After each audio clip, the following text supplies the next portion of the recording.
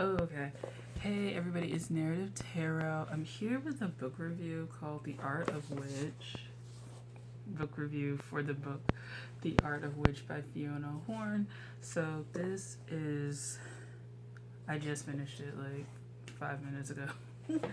I'm surprised I did because I didn't think I was going to. But it's a book essentially for those who are interested in witchcraft, but from the perspective of kind of what being a witch means you're called to do and some of the requirements. So Fiona is, let's just read her background. Australian born Fiona Horn launched a career in the entertainment industry as a lead singer of the chart-topping 90s electro rock band Def FX before continuing on to author several internationally best-selling books on modern witchcraft. She established a successful career as a TV radio host and continues to be a popular guest on many programs around the world. Today, Fiona works as a commercial pilot and also donates her time and flying skills to humanitarian aid and animal rescue. She is also a yoga and spin instructor, professional fire dancer, and world record holding skydiver. The picture. She looks damn good for her age because she's like 50. So, so essentially, this book is more on like just the life of a witch. So, first off, if you're interested in learning about crystals, spells, materials, even an overview, the history of witches, this book isn't for you. This is for someone who is essentially, I kind of want to say alone, a solo practitioner, in that this is very much about the self and what the self can offer and how to deal with yourself and transform to be a witch and what that means, right? Because there's no focus really on spell work. She actually talks against it in many instances, and she lays out her reasons why. But this is especially for those who want to craft, because there's a section here that I just wrapped up, crafting a manifesto, what you want to achieve, who you are, and stuff like that. And this book is more speaking to that as opposed to here's some spells, here's some crystals, this is how you do the work. It's like she's telling you that the real actual work isn't with crystals, wands, cauldrons, herbs, things like that first. It's the work is really for you, your inner world, the way you think, emotional baggage, things like that. And it would behoove you to work on that kind of shit continuously all the time, as opposed to running towards spell work, and seeking to have dominion over something, which really shows how fear-based you are as a person.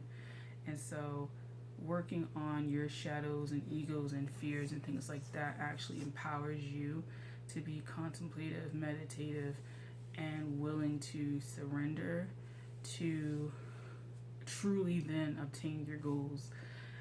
So one of the big things she also talks about is being of service, that as a witch it's promoted that to be very self-serving, how to produce spells, to do spell work, to get what I want, what I need, what I desire, what I deserve. She kind of doesn't rail against it, but doesn't promote it. So, and she doesn't promote it for a lot of reasons, but that, the main reason you're on earth really is to live fully as a human being and have a full, well rounded experience of nature and your interactions with the world in all of its forms and all of its emotions, all of its shades, paradigms, spectrum, the whole spectrum of life, to witness it and experience, but then to also be of service throughout your life, that it's a lifelong debt essentially that you owe, or life lifelong responsibility that you can opt out of, but it makes your life a lot richer to not opt out of, and it actually rewards you in ways that maybe spell work cannot. So I'm gonna give it 5 out of 5. I would give it 4 out of 5 based on my like expectations of what it was supposed to be, like witchcraft and spell circles and what to do. But again, it's not a how-to guide.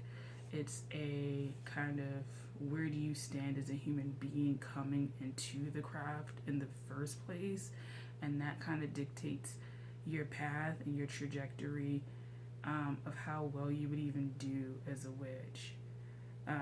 Just because if you come into it being a rebel and wanting to harm people and fuck off and all this kind of shit, you know, you have some inner work to do, and the stuff that you do won't be purely of the divine, and that can cause issues for you, because she also has her own like life journey that she talks about with like substances and sobriety and things like that. So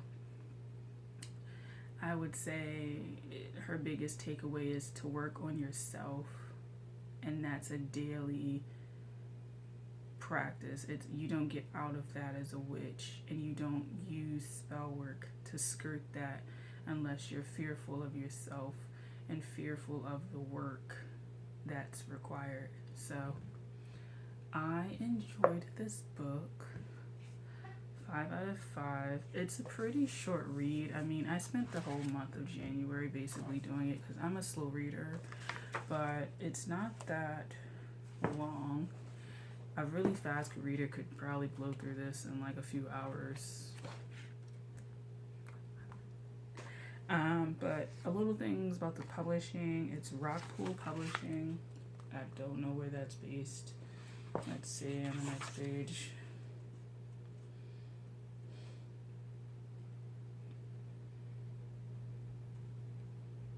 I guess it's Australia, where she's living and from. So there's that.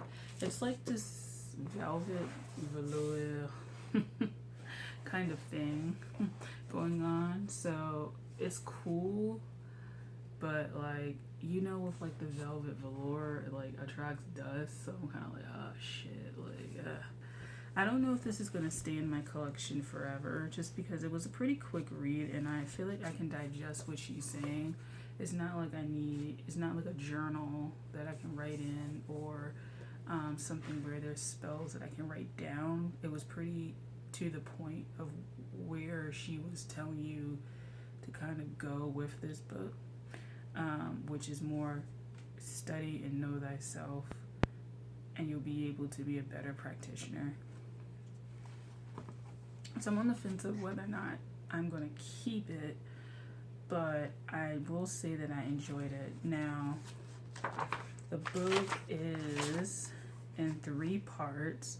So the first part is the bulk. It just kind of talks about her life, witchcraft, reasons why, things like that. So it looks like this.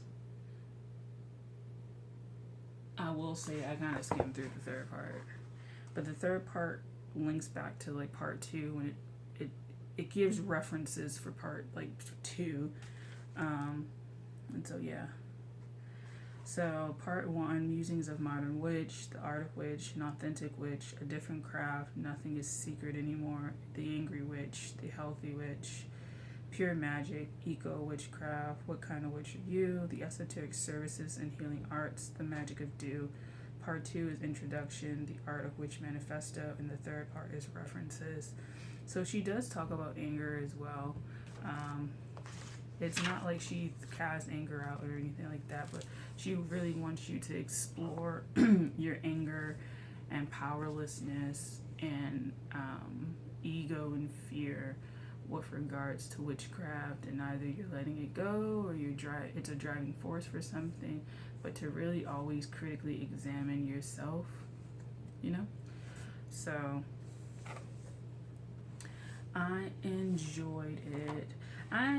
I'm gonna say, as somebody who came into it thinking that I was gonna learn about like spells and the history and stuff like that, I'm actually quite glad that it was more like a life approach. I feel like you don't have to be a witch to appreciate this book. You can be Buddhist, Taoist, Christian, maybe not Christian. They'd be the first to like burn the shit. But like, I kind of feel like it gets to the base principles, I think, of what a lot of religions or groups, spiritual groups, strive to be anyway. Knowing yourself, knowing your place in the world, getting to know nature, getting to know your emotions, getting to know society at large, you know, just basic principles that I think people, it's like, we get told this and like, yeah, I know, and then like you have like your spiritual like eat pray love moment where everything like clicks in and shit. That's how I feel this book is. It's kind of like if you've been running from like the real reason why your magic hasn't been working, or like the real reason why you're called to witchcraft, like, and then you pick this book up and it's like, it's a trap, it's a trap. No, I'm kidding, it's not a trap. But like, if you're called to this book, it kind of means that you are seeking something that witchcraft isn't inherently going to fill.